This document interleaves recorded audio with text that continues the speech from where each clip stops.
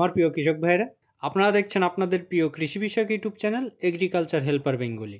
প্রিয় কৃষক ভাইরা, আমরা যারা ফুলকপি বাঁধাকপির চাষ করছি, এখন বর্তমান সময়ে বর্ষার কারণে আমাদের কিন্তু বিরাট পরিমাণে ক্ষতি হতে পারে যদি আমরা সঠিকভাবে তার পরিচর্যা না নিই। তাহলে আমরা এই যে বর্ষার সময় আমরা কি পরিচর্যা নেব বা কোন কোন ওষুধ আমাদের জমিতে বা আমাদের গাছে প্রয়োগ করতে হবে, সেই বিষয় নিয়ে আমি এই ভিডিওতে আলোচনা করব।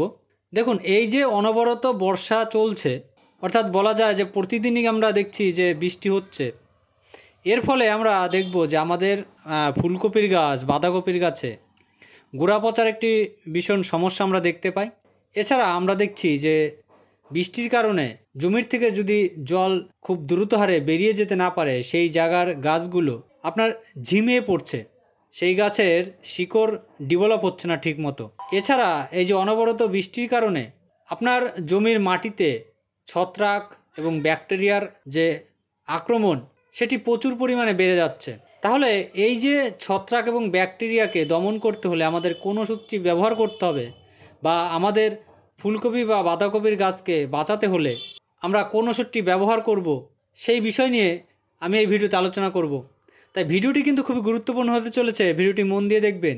আর ভিডিওটি শুরু করার আগে এখনও যদি আপনারা আমার চ্যানেলটি সাবস্ক্রাইব না করে থাকেন, তাহলে চ্যানেলটি সাবস্ক্রাইব করে পাশে থাকা বেল বাটন ক্লিক করে অল নোটিফিকেশন অন করে নেবেন সবার প্রথম আমার চ্যানেলে নতুন নতুন ভিডিও পাওয়ার জন্য। তাহলে চলুন কৃষক ভাইয়েরা, ভিডিওটি শুরু করা যাক।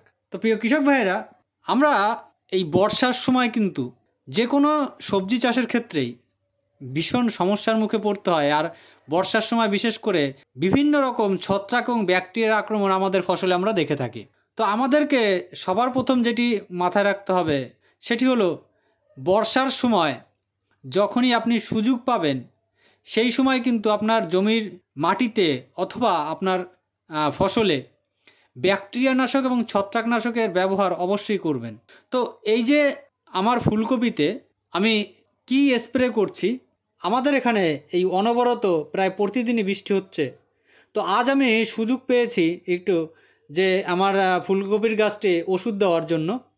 তো আমি এখানে কোন কোন ওষুধটি ব্যবহার করছি না, এখানে আমি আজকে ব্যবহার করব ব্লাইটক্স, টাটা কোম্পানির ব্লাইটক্স।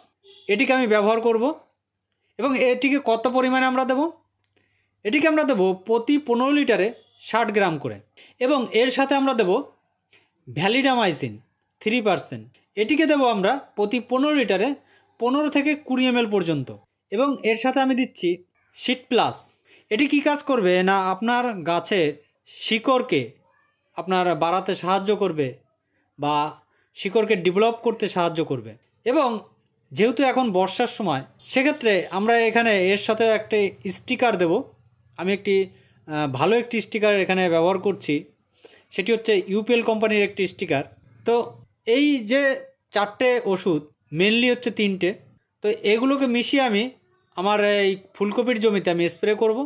তো এখানে আমি যে ব্লাইটক্স নিয়েছি, দেখুন ব্লাইটক্স দুটো কাজ করবে। একটি হচ্ছে আপনার ছত্রাকের বিরুদ্ধে কাজ করবে, একটি ব্যাকটেরিয়ার বিরুদ্ধেও কাজ করবে।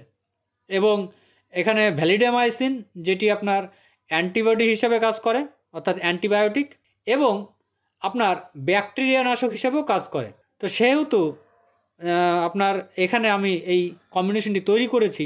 তো এই যে কম্বিনেশনটি, এটি যদি আমি আমার জমিতে ব্যবহার করি, এর ফলে কিন্তু এই যে বর্ষার কারণে আমার ফুলকপির গাছ বা বাঁধাকপির গাছের যে পরিমাণ ক্ষতি হওয়ার কথা, তার থেকে কিন্তু আমি অনেকটা রক্ষা পাবো। কারণ দেখুন, বর্ষার সময় কিন্তু একটু বেশি পরিমাণে ক্ষতি হয়ে থাকে আমার ফুলকপি বা আমাদের বাঁধাকপির গাছে।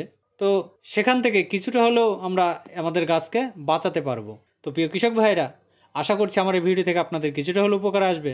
আর যদি ভিডিওটি ভালো লেগে থাকে, তাহলে ভিডিওকে একটি লাইক করবেন, ভিডিওটি শেয়ার করবেন, আর কেউ জানা থাকলে অবশ্যই কমেন্ট করে জানাবেন। তাহলে আজ এই পর্যন্তই, দেখা হবে পরবর্তী ভিডিওতে।